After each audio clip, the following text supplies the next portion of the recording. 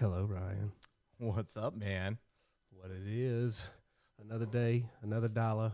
Well, I don't know about another dollar, but another Internet money, man. neon nightmare. There you go.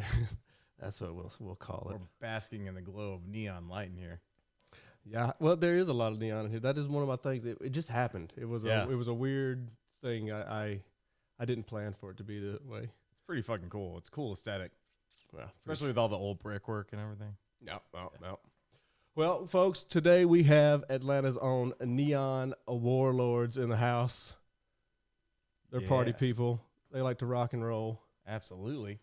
Tell us a little bit about you guys, man. Tell us how did this party start? Because I know Ryan, me and you've been working together for years with the Casket Creatures stuff. You got the Dale Jepson project. Yeah, man. Fuck, I can't even remember at this point. So, like, how did you and Chris meet up, get together, and where did the connections? Where did it come from? Well, me and Chris, we go way back. My band, the Casket Creatures, played with his old band, and in Albany, Georgia. And the entire time they were playing, I was like, this guitar player is badass. Like, I have to work with this guy one day. Like, he's so awesome. Fast forward, I don't know, a long time, 7-8 years or something. And, COVID happened and all this. And I was really itching to get something, musically off the ground, something new, something different, something that was like a passion project. So I reached out to him and I was like, hey, man, like I have this idea for this weird 80s project, but it's not like 80s covers or anything. It's like all these songs could be soundtracks to 80s action movies. Like every single song you hear from us could be to a fight scene with a bunch of ninjas that are dealing cocaine. And it was like crazy. And he was immediately just his response. I'll never forget it. Chris was like, I thought you would never ask. Like 7 years of us being friends. And he was just like, I am so ready. And we thought it was just going to be a recording thing, but it became more than that, a lot more than that. And I'm sure you have your own perspective on how it started as well. Are y'all the kind of bros that sit back and just have like watched RoboCop together 1,000 times and can quote every line of Terminator? Yeah, well, absolutely. Yeah, I think we are absolutely those guys. Chris, are you there? Chris, we got your audio?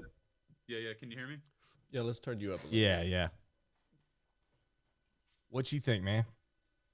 Yeah, same. Pretty much like Ryan said, he hit me up and I immediately was like, hell yeah, let's go. Let's do it. I'd actually never really done synth music before. I've pretty much been like a death and thrash metal guy for most of my life. And I've always liked that kind of music, though. Soundtracks and all the badass 80s movies like we were talking about, like video game soundtracks, things like that.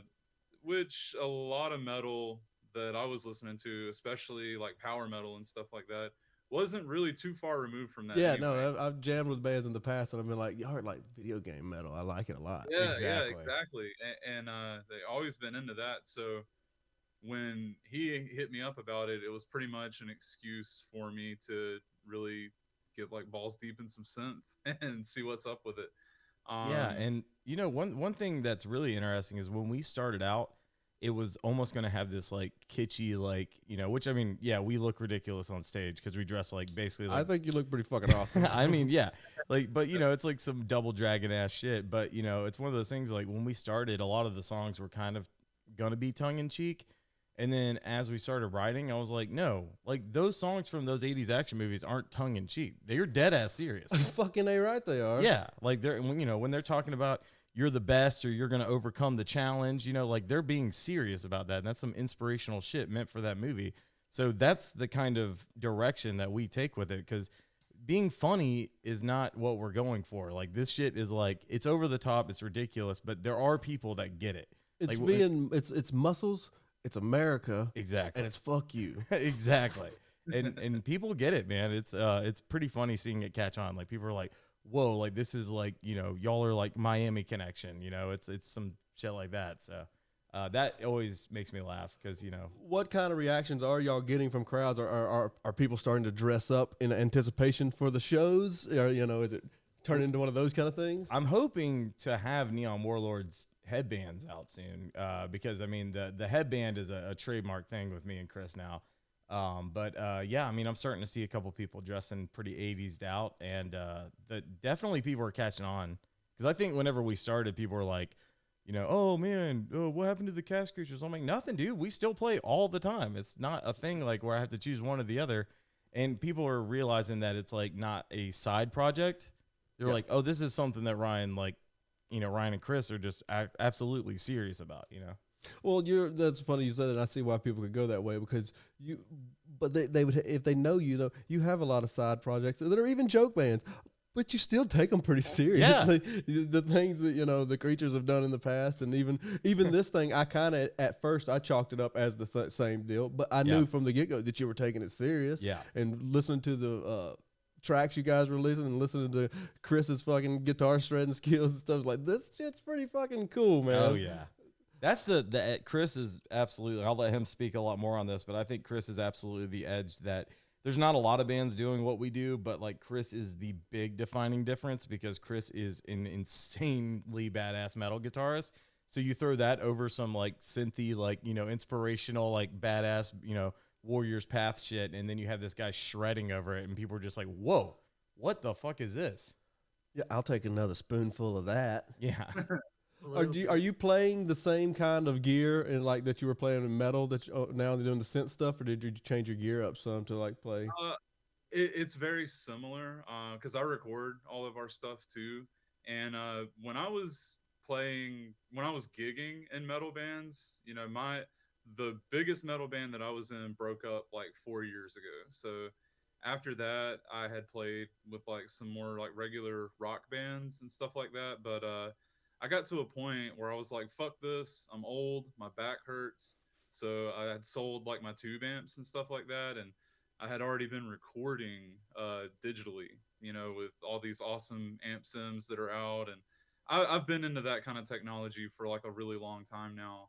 And I pretty much knew with Neon Warlords that running the backing tracks the way that we do for our live show with the synth and the drums, I wanted everything kind of integrated. So I'm running guitar direct through modeling units, but the amps that I'm using and the sounds that I'm using are like very much metal amps, very much like Mesa Boogie and 5150 Good kind of shit like going on. still good thick shit, Yeah, good heavy shit. Nothing there's no clean channel in the set right now. Do you have a background in drums or not? I don't know if Ryan does. But I could just imagine you look like a fucking one of mine wind up monkey toys trying to play drums. Pretty much, yeah. So who's got the drum sense and leading the front on that? Is that you as well, Chris? Yeah, I program all of our drums. How is that an easier process nowadays than it used to be? Because I remember whenever we used to try, it was a fucking nightmare. It's a big pain in the dick. It's a pain. It fucking sucks. It's easier doing it for this than like a death metal type project where you're trying to write shit like Opeth and Nevermore, and program drums for something like that as a guitar player. Yeah. It's about fucking impossible. But for something like this, it's a lot more straightforward. And the drums don't always have to be like metal style drums. Like we've got a song, "Love Is a Burning Machine." I put it's about fucking a robot. Yeah, it's about fucking a robot. It's really cool.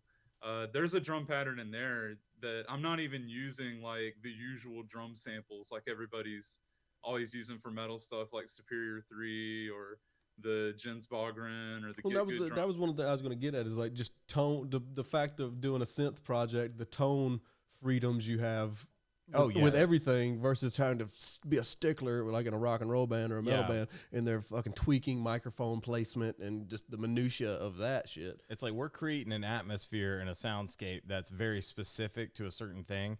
So like we have a lot more options. We're not trying to be this like death metal or black metal project. It's not about that. It's about like, does this sound like the vibe that we're trying to go for?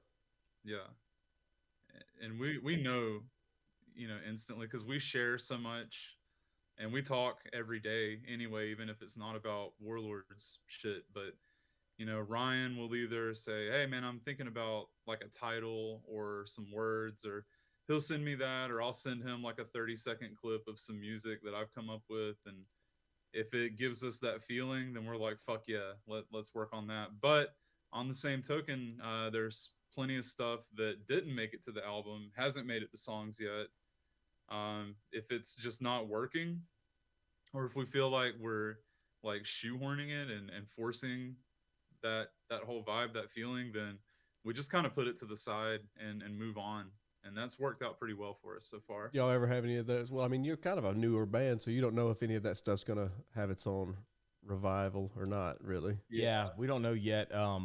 So we were talking a little bit outside before, but we're talking about, you know, releasing singles and you know, putting them, like, that's kind of how we release this album, is we're putting out singles. And at first, you know, we thought it'd just be a recording project. Hey, we'll put out a couple songs, see what happens. I go and we record a couple songs, people like them. Oh, okay, let's record a couple more. We recorded a couple more, and we're just putting them out on Spotify one by one. And then finally, we're like, dude, if we have 3 more songs, we'll have a full-length album. Let's just make it happen. And we did that. But now we're not stopping writing. We already have 2 EPs planned out right now. So, and some of that's going to be incorporating some new stuff. Some 2 EPs yes. at the same time? Absolutely, yeah. But they're all going to be kind of different. They're kind of themed. One's going to be a remix. Chris, are we allowed to talk about this? Is this legal? I mean, I think we paid should. for it. Fuck it, we can do it. Yeah, we can do whatever the fuck. Hey, we're over 30 years old. We can do whatever the hell we want. That's a really good point. So we have a song called Angel City off our first album that is a crowd favorite. It's one of my personal favorites. And we reached out to a really well-known in the synthwave community producer, and he does his own music, but he also remixes. His name's Droy Bishop. He's worked with The Midnight and Gunship and almost every single synthwave band that I know. I found out earlier today. Sorry to interrupt you, but you're gonna think it's really cool. I've been on a podcast kick with him. He did fucking music for The Last of Us. Whoa, that's wild, dude. Yeah, because him and Troy Baker are like bros, apparently. That's crazy. That's another cool crossover. But yeah, so he's doing a remix of Angel City. So we're gonna release, you know, like a 7-inch that has the original on one side and the remix on the other side. Oh, that's cool as shit. Yeah. You got a timeline on that yet? It'll be soon. Yeah, I mean, he's working on the track right now, so it's going to be our next release. But we also have another EP that's coming out directly after that we're already writing for. So, you know, it's coming together good. Y'all on a path of doing more music videos along with these singles? Because that's a path I've noticed a lot of folks are taking. They're releasing singles, then releasing a music video to accompany it, and then probably even sometimes a little bit of a merch line to go along with the single. Yeah. And then rinse and repeat leading up to the album the same way you were saying. Yeah, I'm noticing that too. Yeah, I'm seeing like a lot of people, they'll release a new song and they'll have like a t-shirt that goes with that song. Not the album, the song. No, exactly. That's cool. And shit, but man, the thought of campaigning like that with you guys, just how much fun the music videos are going to be to shoot, and just wardrobe choices and just all of the above is going to be pretty cool shit. Yeah, we did one music video and we're working on some ideas for some other ones. But yeah, I think that's very important because we're a very visual band. Yeah. And I think that that's a big part of selling us is, you know, people seeing this. And like, you know, for instance, me and him are both fans of a guy named Donnie Benet. But like his music videos are like hilarious and they're retro. But like seeing those videos are what got me into him. If I heard his music, I wouldn't be into him. But seeing his music video drops and they're so creative and they're so funny that I actually am a fan of his now. And like actually dig his music now, but it's only because of the videos. Well, I've been doing that with bands in general since we started playing. There's so many artists and people we'd go tour with or play weekend shows. I'm like, I do not like this band, but then you start hanging out with them and you meet them and you get a little. You're like, you won me over. I don't even know why I like you now, but I'm gonna like you. I've made the decision to like you. Exactly. Yeah. Yeah. So I think that. Wait, what's up? I just said, you son of a bitch. Exactly. You fucking got me. Anyway, so what was the music video y'all got? Let's check it out. Yeah, let me unlock that real quick. Yeah, my face doesn't look as good as yours. So where did y'all shoot this video?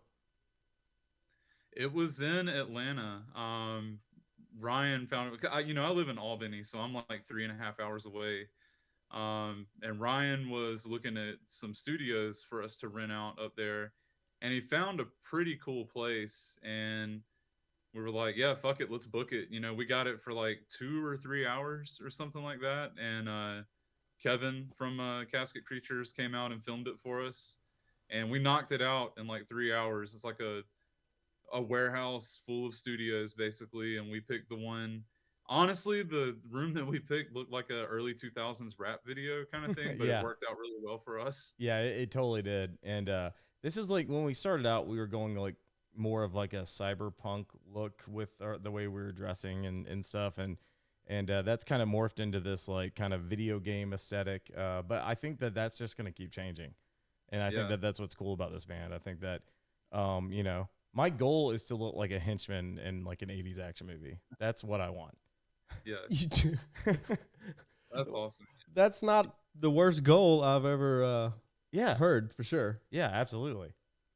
Yeah, when you're watching the credits of an 80s movie and it's like Thug number 3. Yeah. I want to look like I Thug wanna number be 3. fucking Thug number Mom, I've made it. Look in the credits. Something. Look at that back there. That shadow. That's me. Yeah. Have you seen Hard Hunted? I'm the bad guy. I'm Thug number 3. Thug number 3. So how long ago was this? How long has this been out now? It's been about a year now, right? Yeah, we filmed it last summer because I remember it was hot as fuck. Oh, yeah. There was Yeah. no air conditioning in there, and we were fat.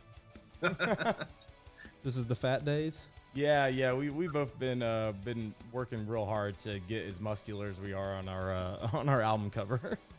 We'll get there eventually. Yeah.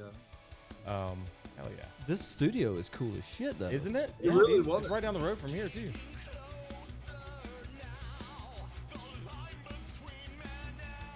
And you say you did this in 3 hours? Yeah, the whole video. We were on a very tight budget and a very tight schedule, but we got it done, man. I do like that jacket. I need to wear that more, but it's been too damn hot. It's It too does hot, have a man. Lamborghini in the back, which is pretty classic. Kevin did a fucking amazing job with this. It looks so good. Dude, he's so good. Yeah. He shot everything. I edited it. I threw in some like stock footage and stuff. But I mean, I think for a no budget video, I mean, we spent a couple $100 on this thing. Yeah, that's it. You know, and the whole thing is the song's called Beyond Cyberspace, so we wanted something that looked like we were like in cyberspace, you know? Yeah, you nailed it on that front. Awesome. Yeah, that was the vibe. Well, the thing also, it just goes shows just the experience you have, all the music videos y'all have made, y'all's Yeah. team, and We know at least how to tell like a story efficiently and quickly and without spending a bajillion dollars. and shooting great shots too. Yeah. Another funny thing is, so later in the video, you'll see bust out nunchucks. So the funny thing about that is that started like at our first show. Well, actually, it started with our photo shoot, and I need someone to hold. Like, he's holding his guitar, and I needed someone to hold. So I was like, dude, I should get some nunchucks. But then all the comments that I was getting after that photo shoot were like, oh man, I can't wait to see you bust out the nunchucks at the show. And I was like, well, I wasn't really planning on doing that. It was just for the photo shoot. But now it's a staple, something people Yeah, we did don't the little expect. predator handshake there, just in case. Oh yeah. Yeah, but so yeah, it's one of those things where now it's like I busted it out at the first show, and I found out I'm pretty good with nunchucks, so I'm just gonna keep it going. It's a pretty fucking solid move. I mean, you know, I'm not against the gimmick, you know that. I love gimmick bands.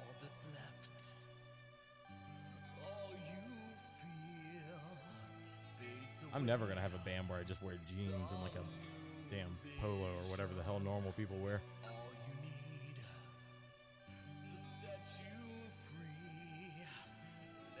Vocals are like fucking angel, man. I appreciate that. Thank you, sir.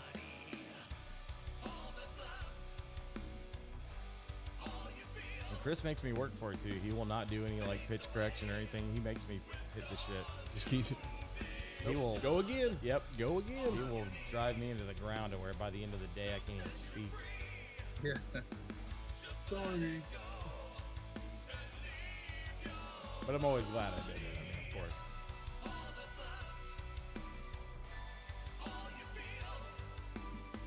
Yeah, this is only like the second video that I've ever filmed, so I had no idea what the fuck I was doing. just look cool. You nailed it. Yeah, You nailed your that's job. all you Just- need, man. Just look cool. If you notice, we got a fan blowing on his hair. You know, Yeah, that's all you need, man. If you got hair, you can get a fan blowing on it. Is that got your, to. your number one fan?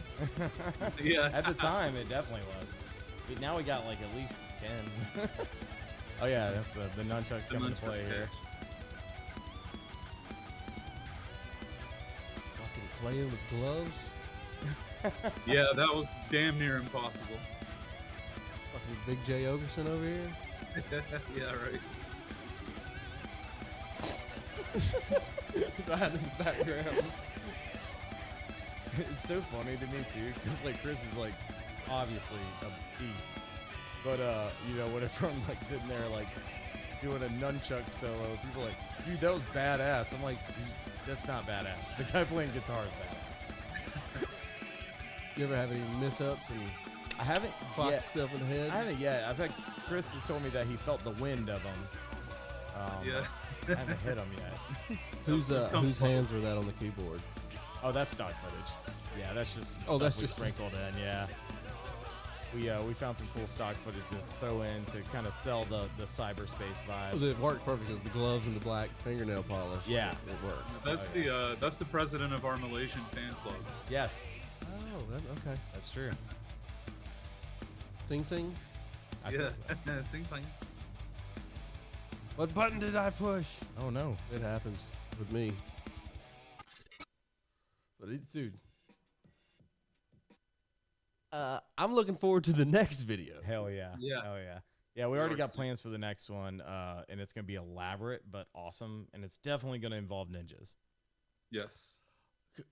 Ninjas and a woman kung fu army and an exorcism. Hell Did you yeah. see Dolomite is my name? Dude, I loved it. Dude. It was incredible. If I lived closer, we would probably have like a fucking video for every song already, Yeah. because we love that. But it's so far away for me and for us to coordinate. You know, we gotta anytime we get together, we gotta make it like really count. Yeah, we're just smart with our time. Like, Well, we're- that's what shooting good videos and getting. Yeah. It's always time. Time is the biggest factor. yeah, yeah. I know you work in the movie industry, so you know how it goes. Well, I mean, we've worked together on things. You I came, know. you came and did the what was that project where we dressed you guys up like basketball players and shit. aerobics Yeah. it workout. was so fun. The Yeah, Slaughter Kid I video. saw that. Yeah. That shit It was hilarious. so fun. Yeah, that's still one of my favorite videos. Even though that was like the event didn't even happen, did it? No, the pandemic killed the tour. Yeah, that sucked. Killed the tour. Yeah. Yeah, we had everything. I booked forgot and about the ready to go. pandemic. Damn. How did you forget about the pandemic? I know, right? Sometimes I feel like I forgot about it. Yeah, but that being said, yeah, that was one of the funnest shoots I've ever been on, and I got absolutely trashed. And then I walked over to Krog Street Market and was like in full face paint and aerobics gear, like ordering like a sub sandwich, and people were just like, "What in the fuck is going on?" But it was awesome. This guy is out of control. Let's see here. I might be able to fucking find that. I don't think I've ever showed that on the show. Oh, you absolutely should. It's classic, and Kevin definitely has some of the best moments in it too. That was some good shit. But Chris, what do you want to talk about the upcoming EP that's after Angel City? We can talk about that. Yeah, what you got? Yeah, we gotta. Should we? Do we pull the curtain back on the theme? Yeah, Pull it. absolutely. Pull it. Yeah. So if you listen to this first album, it's not a concept album, but there is a theme. It's very much like a dark kind of. It's like a Blade Runner kind of vibe, you know, like a film noir, dark synth kind of thing going on. The songs are related thematically. We consider them to be a related story and like a related world and characters. The theme for the next one for the EP, we're going mutants. Yeah, We're going mutants. straight yeah. up like you're talking about RoboCop. I'm picturing the guy that gets the sludge on him and he's melting. Yeah. Oh, dude, Yeah. yes. Like Yeah. that's what I want us to look like on the album cover. So like if the first album is like you know, Blade Runner type shit, then this album is gonna be, you know, like RoboCop, Terminator, even Toxic leaning into like the Avenger. Double The Dragon. next one's thing. gonna be They Live, and then we're gonna get into street trash. Oh hell yeah, I love street trash. all about it. I got some Venom somewhere, maybe behind you somewhere. We'll have We made it. We can hook it up. We'll have a couple of drinks in a little while. There you go. There you go. Shit, I'm getting in the car. I'm on the way. Fucking A, right. So what made you guys decide to change the dynamic on that, to go with just to stay in the world, but just further creativity? Is that just more being just creative? That's exactly what it is. Like we would get bored if we just kept doing the same thing over and over again. So, you know, any of my projects that I've been involved in, it's like, what's the next thing? What's going to be the new like thing that's going on with us? And like, we'll always have the sound. Like we're always going to sound like Neon Warlords, and like, you know, we're going to have that vibe. But at the same time, you know, we're going to keep continuing changing up the image, changing up the inspirations, the stories that we're telling. They're all going to be from the same place, like the same nostalgia and the things that we grew up loving. But it's also going to be something unique every time. You're not going to get the same story every time. Well, there's a wealth of stuff in from our childhood, the 80s and the early 90s, of shit that you can pull from. So, yeah, it's never ending. It's a matter of how much budget you got to play with it. And time. And it, like he was talking about earlier, without it being about any one specific thing, since it's just like an inspired by kind of thing, it really does open it up for us and make it limitless. And even when you were asking at the beginning, like the general reaction that we get from people, I think my favorite one that we really love is when people that aren't necessarily into metal or synth music hear us and they're like, I don't know what it was, man. There was just something about it. It reminded me of like being a kid and like watching a shitty movie that I'm not supposed to see with my dad, and, you know, going to rent like a video game and getting a pizza, and just that whole nostalgic feeling. So that's always going to be the thing. Like whatever we do, we're basically just making shit that we want to listen to at the end of the day. You know? Yeah, and you should. I mean, that's usually, you can tell when somebody's doing that. It plays to the audience so much better because people know real. Oh yeah, you know, yeah, absolutely, yeah. And people also, you know, they may have a misconception sometimes. It's like, you can be a gimmick band and still be real. I mean, some of these lyrics for these songs are the most real shit I've ever written. Well, and there's nothing, like I said, at the time we grew up watching that kind of 80s triumphant stuff. Yeah. It's exactly. And there's what's wrong with having a good time? Yeah. What's wrong with dressing up like y'all, you know, doing what you do, having a good time, being positive, smiling, going out. Everything doesn't have to be broody and super fucking serious and tight around the edges. Absolutely. Yeah. Speaking of, you should totally play that commercial because I see you got it fired up. Oh yeah, let's see. This is let's see. This was indeed a so much fun. You say you had seen this, Chris, or no? I have seen this, but it's been a while. Shit, it's been a longer while than I thought. Sid Howell here with Rise to Slaughter and Slaughter Cube Festival. We're at the ISQL gym. Well, we're working vigorously on achieving peak levels of brutality and you guys coming in right movements to avoid any and all injury or mental fatigue. Ain't that right, Coach? You know Hugh, don't you? You goddamn right. To any and all you and Kevin right here. Oh my God! We advise you take endurance. This I don't know that agility. I've created anything that's as fun as funny as this was, and stage pointing. Another key area is into consideration when preparing for this showcase series. So much fun. Though. As you can see here, a group of it was like one of the best days ever. Like I had so much fun. Well, we just fed you guys booze all day long. Is all it was. It was just, let's hang out. We dressed this place up like it was great. A fucking gym. That was another film studio kind of place like that. And they had all of this shit laying around, the lockers and stuff. And that place was filled with all kind of shit, and I cleaned it out and turned it into this. But if you see everybody, these are not prop beers. No, we drank the entire time. I think you guys drank 3 30 packs. There you go. I think I remember us running out at some point and somebody having to bring us more. Yes, that did happen. Yeah. That did happen. And there was a shitload. So much fun. But this is how I teach vocal classes, by the way. Pretty much exactly. I can't get enough of you guys.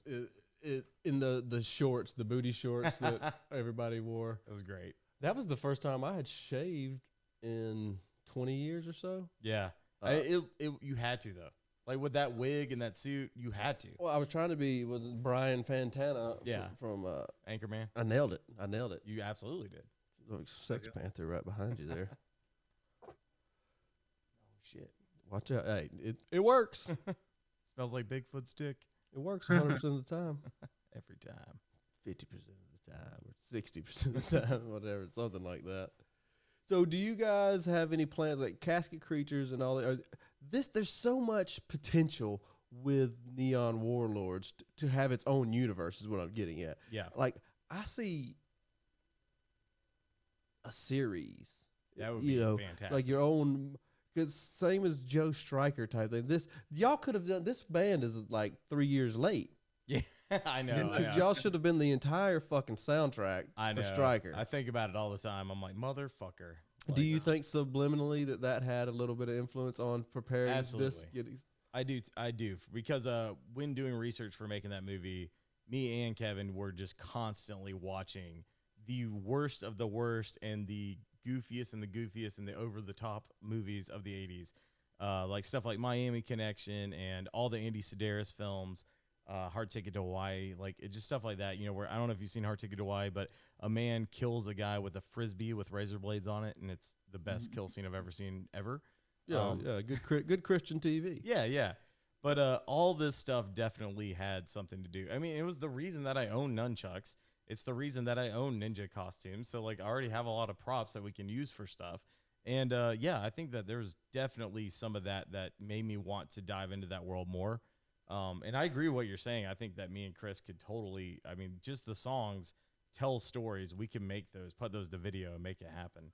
Well, and also on top of that, as much as a good time guy and all your friend group, everybody always has been. Is this group fueled by good time and boozing it up and having a good time the same? Chris, you like the cocktails the same as this guy? Oh yeah, maybe more. Probably got Ryan into trouble a couple of times since we started hanging out, like for real. Well, because that's what, anytime I know we always get together. Oh, yeah. The booze starts flowing, metal starts rocking.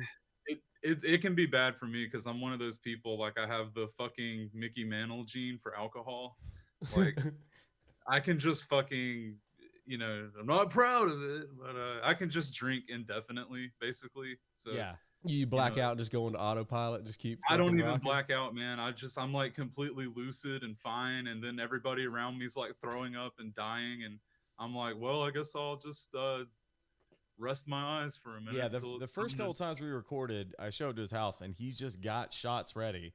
He's like, well, let's go, man. I'm like, dude, like, it's gonna be a long day. Like, we got multiple. We songs got some work to do. We got a lot of shit to do, and he's fine with it. He's like, yeah, no, I know, but let's drink this, and then we'll do this in the studio. And I'm like, dude, I'm gonna be fucked up. Like, I'm not gonna be able to perform but I still did it, and I still performed. And then the next day, on the way to band practice, I threw up. It was great. What about you, Chris? Are you able to drink and still perform, or do you got to kind of take it easy a little bit? Yeah, I can. I'm encouraged to drink as much as I can by my bandmates. I stay with me and Ryan playing. Honestly, I stay more sober than in any other band I've been in, just because I have so much like computer and audio shit to pack. You're juggling a lot of shit for the show. Yeah, so I want to make sure I'm not leaving like a fucking MacBook, at a gig or something. I've left so much shit at gigs over the years. Sucks. Yeah. Oh yeah, dude. I fucking lost my wireless system at the Moonshadow Tavern a couple weeks back. I just fucking left the shit there. Yeah, when I was a fucking young guy, like 18, 19, my first wireless rig, first night using it, I fucking left the bitch at the Masquerade. Damn. Oh. First night using it. I know. Yeah, this was my second gig wireless, man. Because I've always been like a straight into the amp kind of guy. Give me a tube screamer and a delay pedal, and I'm good to go. I got lucky. My shit was still there. Was yours still there? Were you able to get it? No, nobody knew where it was. We called the next day, and it's like it's not going to do anybody any good. It's just the transmitter part. But yeah, I've got the part that does nothing. It's just like the belt transmitter that I left there. Yeah, but it's okay though. You live, you learn. I had a good time. It was worth it. Oh, it was an awesome show. It was like insane actually. But I will agree with him. Like, I stay more sober for this band while performing.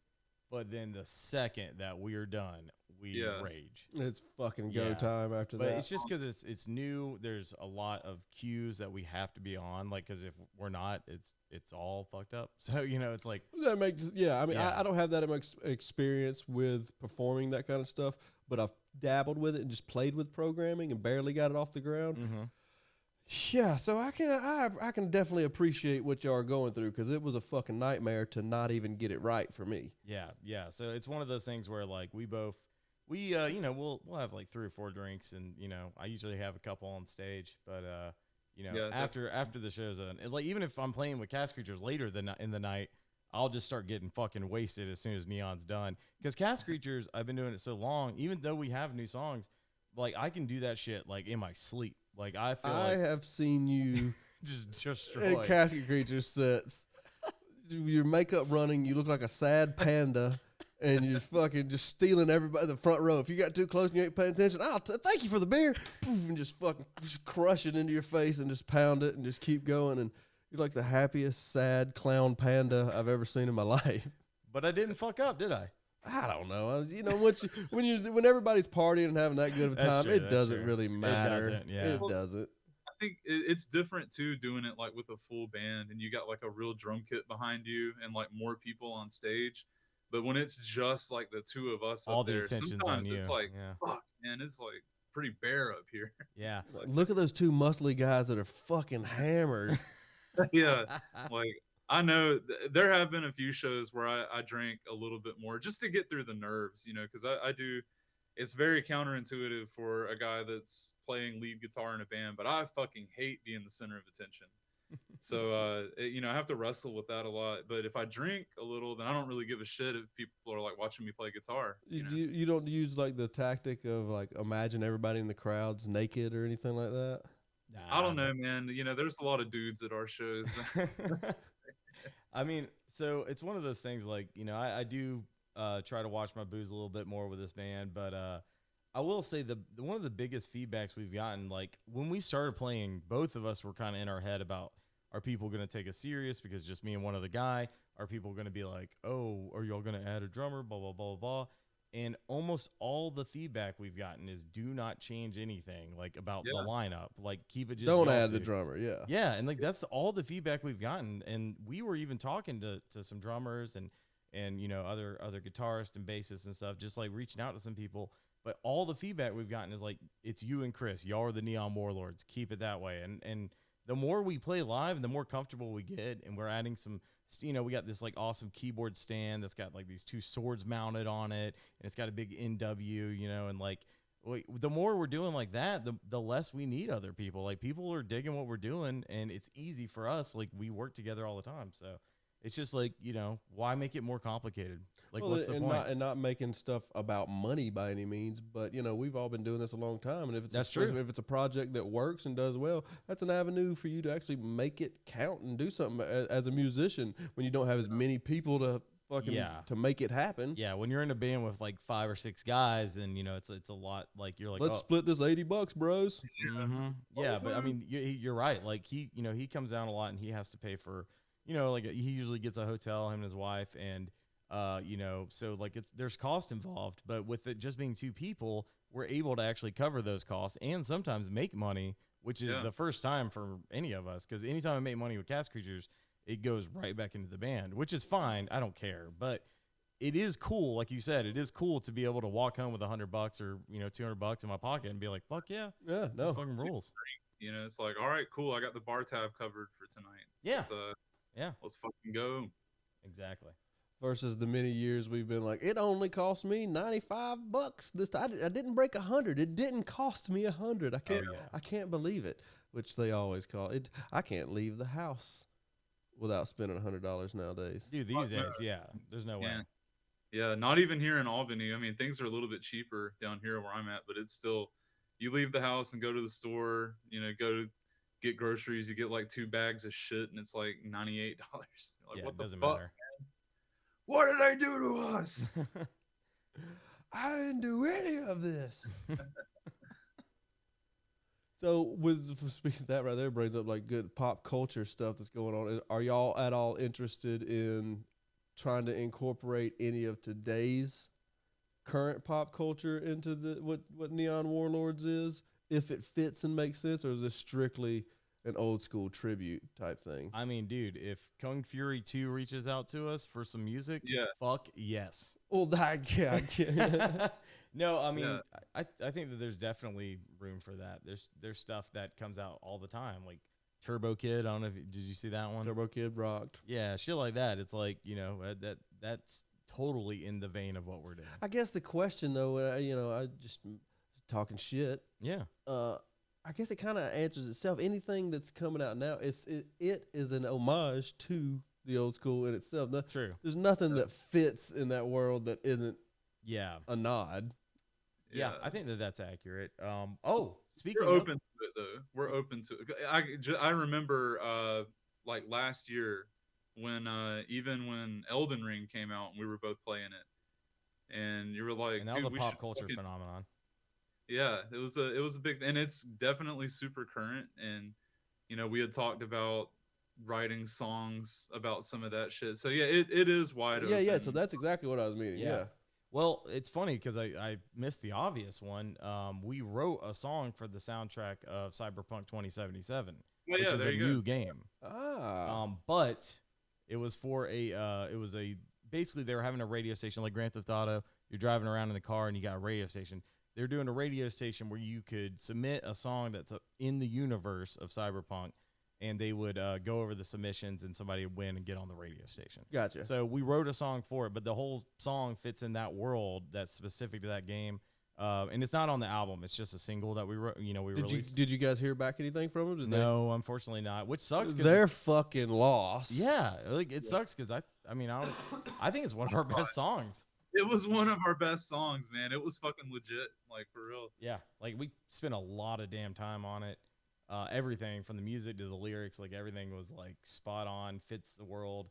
But I mean, you know how those things are. Like I'm sure thousands and thousands of people submitted, and it's just luck of the draw, hoping the right person hears it. Yeah, fuck them. They didn't put Neon Warlords on the fucking steampunk game, whatever the fuck you call it, you fucking nerds. Who even gives a fuck? Fuck them. Yeah. You do much VR gameplay? Yeah.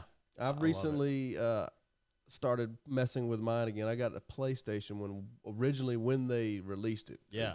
A couple years. It's all years at this point. Yeah. Most stuff's a miss, but when it hits, it's a hit. Dude, that one that just was like a packing game that was like in a Shark Tank, that shit's freaky as fuck.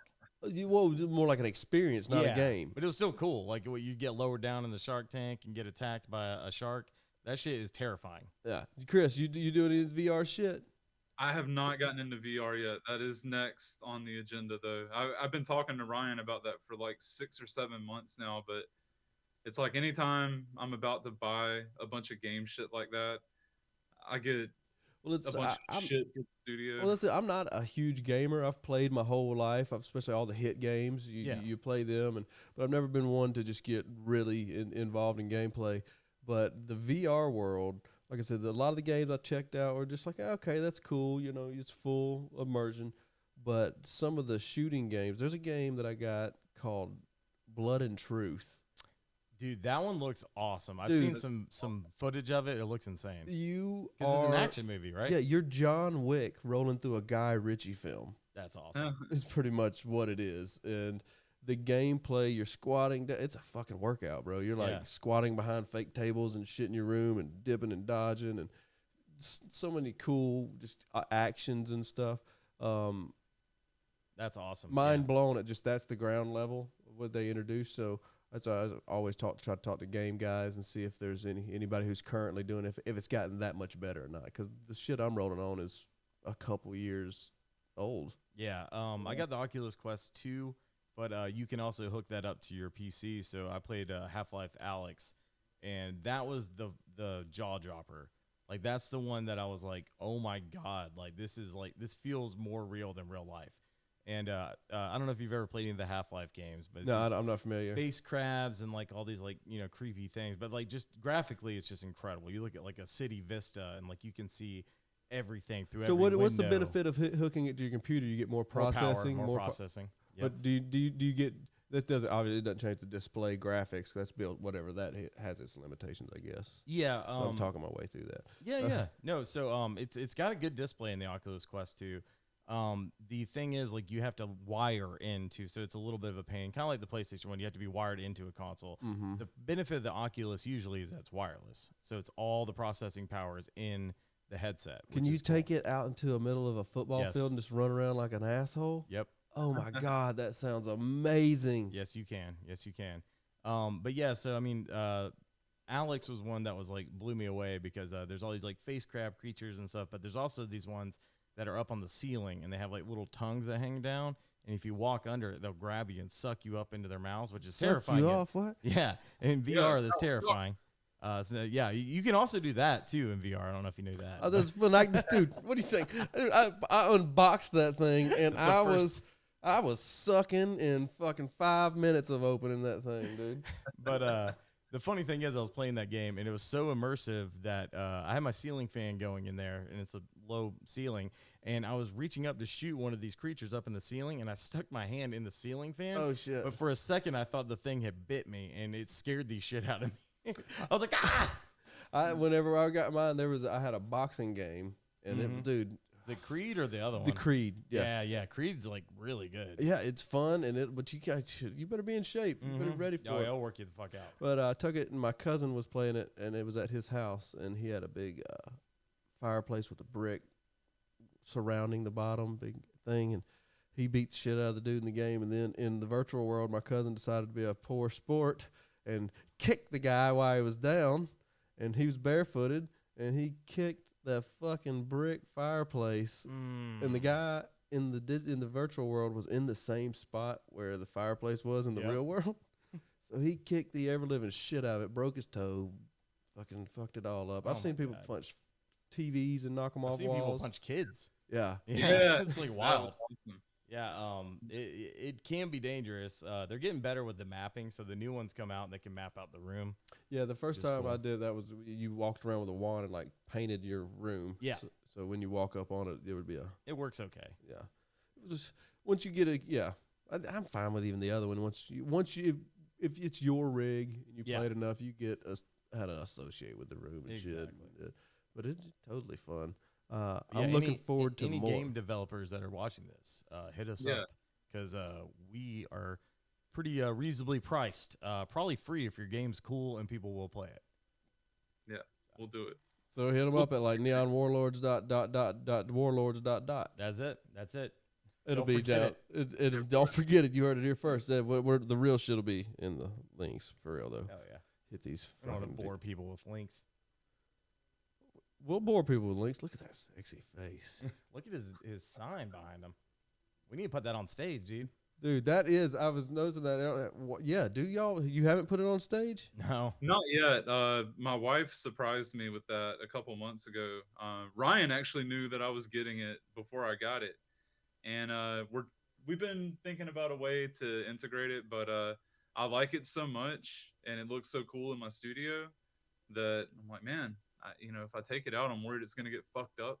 You don't. No, I understand because we've discussed taking this one to shows and stuff as well. Some of my neon stuff and other ones across the room we've talked about. I'm like, yeah, we'll just have to buy another one. Yeah, you might just need that's to. what I'm thinking. Buy another one. I Uber a lot when I'm up there playing shows. So my biggest thing is that real neon or LED? Oh no, it's just like LED. Yeah, that's the same as this one, but a lot of my other stuff around here is real neon. I wouldn't dare take it anywhere. But even this stuff still seems fragile. I'd want to get a case made or something. Yeah, because you can feel like how it would bend, and I would get like shit faced and end up stepping on it or dropping it or leaving it in the back of an Uber or some shit. It's definitely really, really fucking cool. And I think you guys definitely need a neon Warlord sign. Yeah, I think it's a must.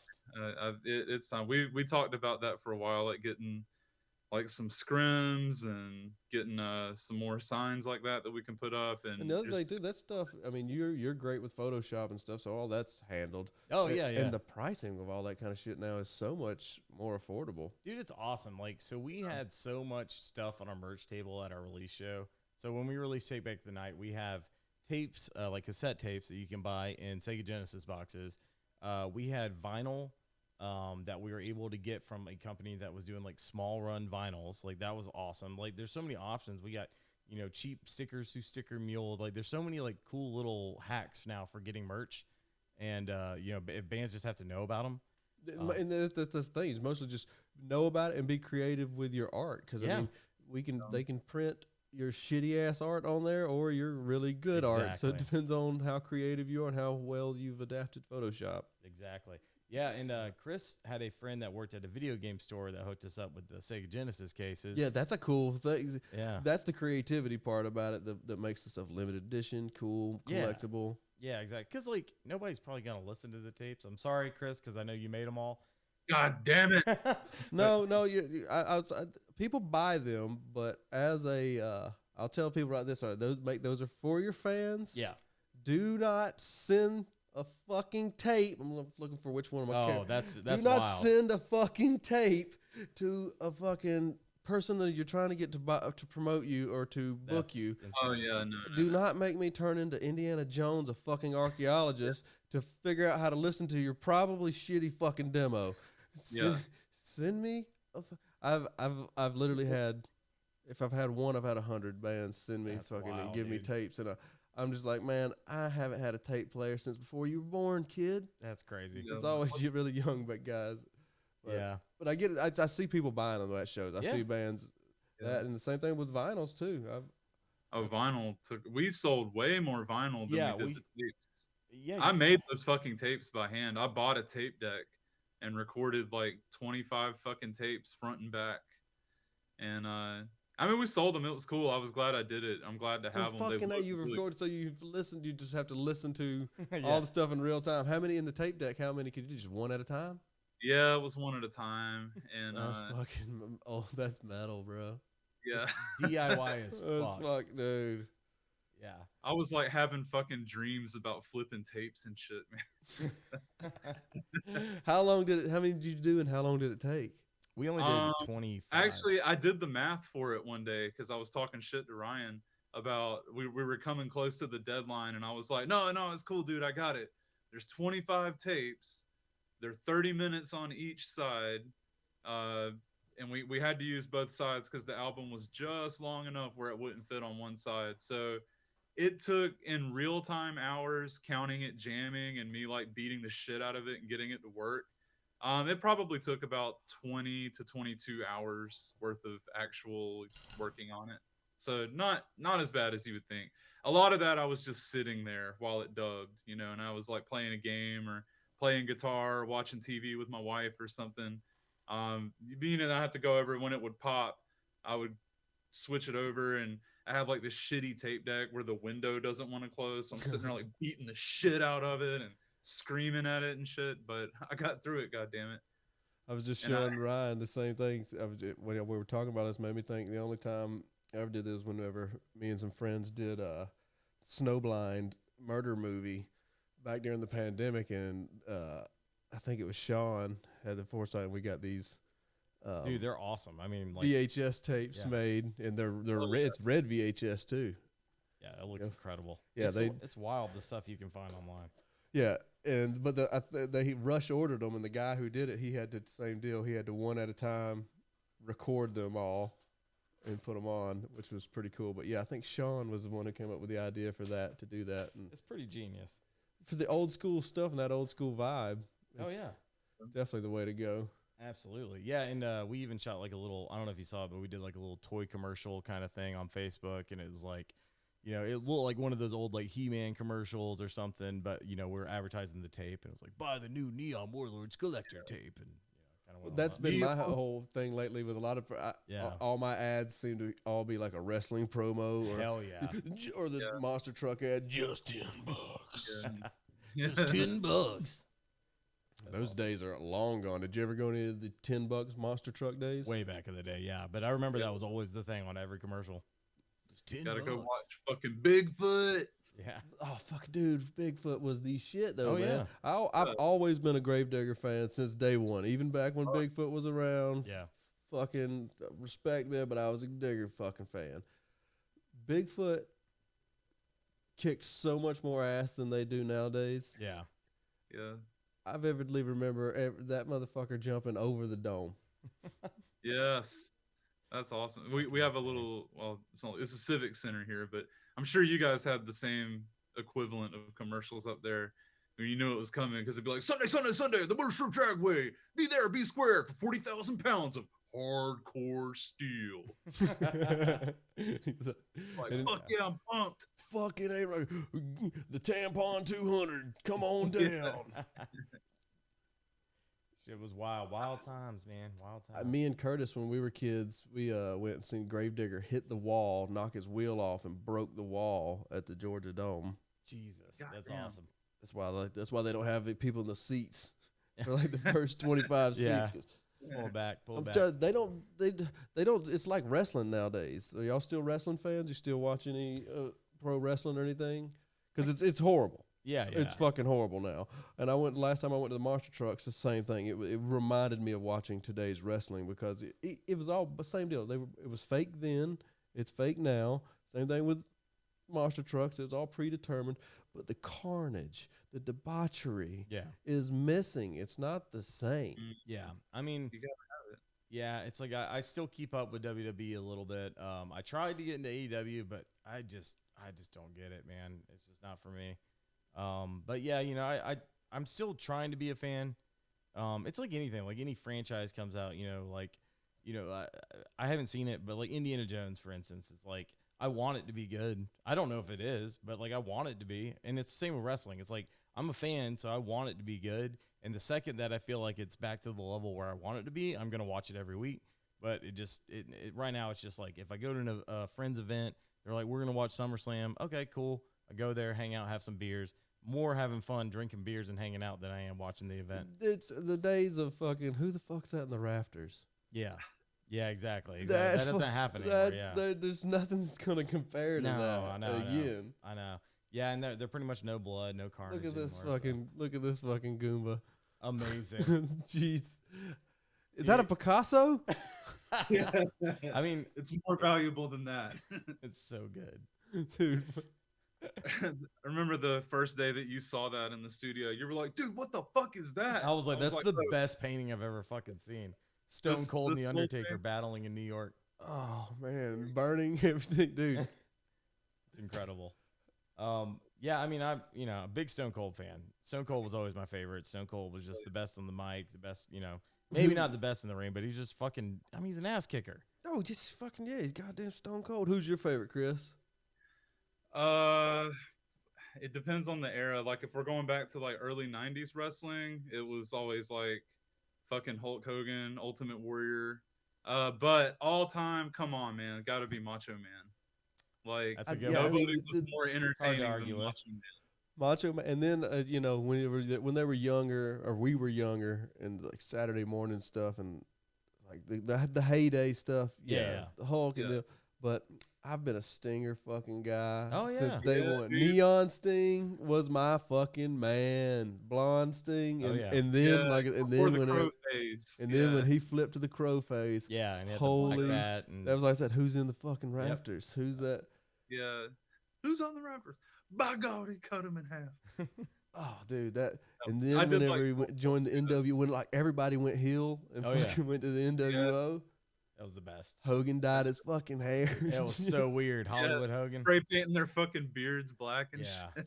I remember whenever Hogan lost the belt to Goldberg on a Monday Night Raw or fucking Monday Nitro, but it wasn't pay-per-view.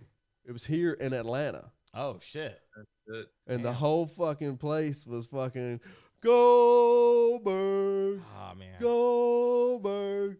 And me and my buddies were the only ones in the whole place going, Hogan. Hogan. Yeah, I never liked Goldberg. He's kind of Yeah. sucked. He was I don't never know. my guy. I don't remember whether I liked him or I just remember him being a fucking spearing beast. Oh, dude. Everybody Yeah. loved him at the time. I mean, He everyone had fucked a Goldberg everybody too. up because he didn't actually like know how to wrestle. Yeah. So he like injured a bunch of people and Yeah. shit. You know that shit. Oh, yeah, behind the scenes. Yeah, shit. dude was like a fucking wild animal. He was or like a something. bull in a china shop, literally. Yeah, no shit. Which I mean, that's pretty metal though. That's pretty fucking cool, you know. Like, Fuck that. Yeah, Imagine fuck- coming out naked and just getting plastered with sparklers. That was the fucking hardest part. I always looked at him and was fuck like, that. that's got to fucking hurt. Just coming out in a bikini and just Yeah, getting and you, fucking. funny, dude. you can't even you know, flinch. Can't do shit. if you think about like the early 90s promos that they used to cut back when they were just like unashamedly Coked roided up and the drunk fuck and out, fucking. coked out. You know, you watch these guys, and then you go to school and you act like that and you repeat it and you knew it like word for word. And now you pull it up on YouTube or something and you go back and you're like, holy shit, that's like a grown ass man in full blown like cocaine psychosis. And I was like, this is the coolest fucking guy, you know. Yeah. Have you heard the stories of Jake the Snake talking about when he had his snake bite Macho Man? Yes, I And have. Macho Oh, Man, yeah. Maggie's like, all right, let's get one thing straight. It's got to bite you first, buddy. Yeah. He did such a good impersonation of him too. That shit was hilarious. I know that's what I took away from it too. Was like, and a lot of those guys that were tight with him can do a pretty good. Macho Man. Yeah. Oh yeah, for sure. That's Yeah, great. I did Macho Man once at Dragon Con, but everybody kept asking me to do the voice, and I just like didn't have it right, and I was like, I'm never wearing this costume again because it looked great. Oh, you but gotta fucking. I remember know. seeing you with it, but Yeah. I don't remember hearing you do it. You gotta have that on point. And I don't. Yeah, Yeah. so like I was like, you know what? Never again. But it was fun. It was a fun. Maybe you couple can days. figure out a collab of it, Yeah. something else to do where you can nail the voice of the other side. There you go. There you go. Yep, that's the move. I usually should. I know you don't keep up with modern wrestling, but like I just dress like Kevin Owens because I already look like him, almost identical. Dragon Con's coming up. What's the best collab you've seen? Speaking of that, Popeye the Sailor Moon. that's Oh not my bad. god. That's pretty good. I've seen. This wasn't at Dragon Con, but wrestling and all of it combined. Razor, Reagan, Ramon. It What the was so it was Razor Ramon. Yeah. So he had cowboy or wrestling boots on and a bikini and a toothpick. Hell yeah, classic.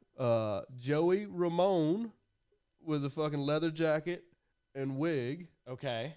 The wig also doubled for Reagan from The Exorcist? Exorcist. What So the the face. So God. Razor Reagan Ramone. Oh my god, that's incredible. It was Luke Godfrey. Was it really? Yeah, it was a party we went to. Another one. Oh man, that's awesome. Just a random. It wasn't Dragon Con, but that was one of the best combos I gotta look I've up ever pictures seen. of this. That's Yeah. fucking great. insane. And then Dragon Con, I can't even remember. I've seen some really great ones. Oh yeah, yeah. Well, actually, mine was kind of like so. I did Macho Man for like a Halloween party, but I did do a mashup at Dragon Con because I was not Macho Man Randy Savage. I had the purple shirt, but it said Mothman Randy Savage, and I had like a Mothman kind of get up too. So it was like the cryptid Mothman. I vaguely remember this. Yeah, yeah. It was a lot of fun. Dragon Con is such a blur. I get really, Oh, really, yeah. really. I know. have, I like, see out. you every year, but it's always just like we're drunk and we hug. We go, "Oh, good to see you, brother," and we never see each other again. It happens every year, and it'll happen this year, I'm sure. Like we'll just run into each other and be like, "Oh man, yeah, let's hang out later," and then we're blackout drunk. When is Dragon Con? First week of September. It's soon, yeah, yeah. I was gonna try to go this year. Every year I'm like, I'm gonna go this year. I'm gonna go this year, and then it fucking comes, and I'm like, I didn't fucking go. Well, Neon Warlords were the music for the Big Damn Game Show, so which I run the audio and visual, so that's why. No, I'm just kidding. But yeah, we know it. What's up? We know a guy. Yeah. I kind of shoehorn that in there, but yeah, that's my big thing I do every year. Other than that, I just drink. I don't go to any panels or anything. I just get drunk. Dude, I have been going for about 15 years. Yeah. I've only purchased a badge half of the times. I go for the people watching and standing outside. Lucas started locking down this parking lot spot that we're always That's in. where I always see you. And that, I mean, we go in and out and stuff, but basically, other than to piss or something, there's really no reason you need to go in unless, because like I'm the same as you. I don't go to the panels and stuff like that. I don't. No. I just want to see cool costumes, see my friends, and Yep. drink. And that we have a prime spot there on the corner. Dude, it's awesome. And It's just perfect. Y'all are right there. and we've where done all the action's and, happening. and when we make it such a party there, Yeah. we've done live painting and had full on. I don't think we've ever had any bands play, but we've had like DJ action going on, and I don't think we anybody always- would say shit if you did have bands play. and the only problem would be just you'd have to purchase extra spots for them and shit. Oh yeah, It would do. Yeah, But you probably could get away with it. I'm sure. I've seen some crazy shit there. Fucking right up there from there is the car bar. You ever go check that out? No, That's another like staple party thing that's been going on for there for years. It's I can't remember the guy's name. Somebody out there, if you're watching, you know who he is. He has car bar. It's not far from in the same parking lot from us, but up street. It's his car, and he packs a bunch of booze in it, and that's awesome. he gives away these commemorative coins that he has made. And if you have one of the coins, I think that's how you redeem your drinks. But they're it's a metal coin, and it's kind of like being in the club. That's cool. That's cool. That's fucking awesome. And it's always like I remember last coin I seen was like Dragon Con, whatever year, and like Rick and Morty on the other side. Ah, gotcha. So there's always something to do with Dragon Con and stuff. But that was cool. That's an event that We applied to play it, but haven't heard shit. Yeah. Yeah, Well, but I've applied. you it. you don't know the guy, you just know a guy. Yeah, it's weird. Yeah, it's like we know Dragon Con's so strange because like damn, it just seems like one of those things where there's so many people involved that nobody really knows who makes any decisions. So it's like I'm friends with people that run some panels and like the game show that we do every Saturday. But yeah, it's just one of those things where like nobody knows who the fuck is like in charge. Who would actually book my band? Damn Yeah, it. and like nobody knows, and they usually only book like out of state bands and like just random stuff, and they're not even like big. It's just Who's the random band that I don't know if I'm sure they perform, but they're there every year, hands down. Goth band, shit. Oh yeah, huge fucking merch display. Never actually seen them, but I see them every year. Their merch setup is ridiculous. Cruise Shadows. Crux Shadows. Crux Shadows. That's one it. of the two. Oh, that band. Yeah, I see them there every single year, and they're blaring music from their booth the entire time. And they're like, they never shut it down. No, Because we that's one of our things. We stay till the very end. Yeah. Like it's 4:00 in the morning. There's nothing but zombies and us left. hell yeah. Fucking crackheads. And the Crux Shadows You ever merch guy. you ever go to the freaking the food place? What the hell is it called? It's like where they they set up food in this one hotel room, and it's just for like drunk people that are walking around trying to like sober them up. No, we never made it to there. It's called the Con Suite is what it's called. Oh yeah. Okay, I think I have been there, but we also But it's weird because like I've been there in the middle of the night, like 4 or 5 in the morning, or whatever. They don't ever close. They're always open. They're always serving something. But it's all food that's donated, and sometimes it's being donated throughout the event. So like you don't know what they're gonna have. Like you can go there and they're just like, I don't know, like here's some like toast with some like oatmeal, and then other times they're like, we have Krispy Kreme donuts. Like sometimes it's good, sometimes it's bad. But the best thing is to go like 3 in the morning. I saw a guy in a full Superman outfit and just pissed. The whole like bottom part of his like suit was all just dark blue. Like it's like blue up here and then just dark blue splotches all the way down. And he was drinking out of a handle of Captain Morgan, and he kept apologizing to me. And I was like, why the fuck Superman keep apologizing to me? And he was like, man, he's like, I think I pissed on Dragon Con. And then he just continued to drink. And I was like, he was just standing there pissing. I'm sorry. I'm really disappointed in myself. Yeah, he was upset. He was having a bad day. I hope he got through it. I've seen some people so fucked up at Dragon Con falling out of bathroom stalls, pants down. Oh yeah. It's That This sounds year awesome. I'm sorry, what'd you say, man? I said that sounds awesome. It is, man. It's a party, dude. You got to go. Let me know if Yeah. you go, man. We'll fucking drink the whole time. Fuck yeah. That's all I do, anyways. That. And some reason it sounds like you do too. I feel like I get superpowers when I'm at Dragon Con, because like I don't sleep hardly at all. well, I mean, I my superpowers are coming from a different place than yours. I have tapped into. I got a secret weapon. But yeah, Yeah, dude. it doesn't seem to stop. It doesn't. Yeah, like I'm just like the entire time. Let's go. Let's fucking go. So it's always a party. Always a good time. You see a lot of weird shit. A lot of strange shit. I saw some people like just banging once, like on a random floor. Like, yeah, hotel. I mean, it's probably you. Pardon me. Yeah. Pardon me. Just fucking wild as shit. Fucking just getting down like animals. Yeah. But Speaking of other weird shit you're gonna see, this coming, is it Friday or Saturday? When's this It's gig? Friday. This coming Friday, the 11th, Yeah. August the 11th at the Star Bar in Little Five Points. We're having a little bit of a fucking party with these guys. Space Knife, Dude, that dude's badass. Tough Yeah. Turf. That dude's badass. I looked at I listened to a couple songs. All of his imagery and like his whole vibe is fucking perfect. It's fucking cool as shit. And then Atlanta's most hilarious and fucking topical, fun pop culture maniac, Michael Myers, Dude, fucking that- ending out the night. That shit is wild. I cannot wait to see this live. But going back, like you just said, the team up though of the Warlords, Space Knife, and fucking Tough Turf. That's a cool synth pair up. Oh yeah. I seen the potential to try to lock that together whenever reaching out to everybody and all of you three acts coming together to be available. I was really stoked on that. I'm excited because I mean Chris can vouch for this, but like we haven't really played with any bands that are even remotely similar to us. Well, that was one of the things I was going for because I knew that there was not Yeah. that too many people that can, because this show can't be duplicated next week again. Yeah. You know, It's totally unique for sure. Yeah, we always end up playing with a pretty wide genre base. I guess in a lot of Casket Creatures too. Ryan pulling fucking double duty, but I think our last few shows you haven't had to do that for a little while. No, and that's where I want to get to is standing on our own 2 feet, like not having to like be like, oh, we're jumping on this show like because they need an opener. Like I want to be like Sid here, like asking us, like seeing the value in our music and asking us to be part of a really cool fucking show. Like that means a lot. That's awesome, and that's where we want to go.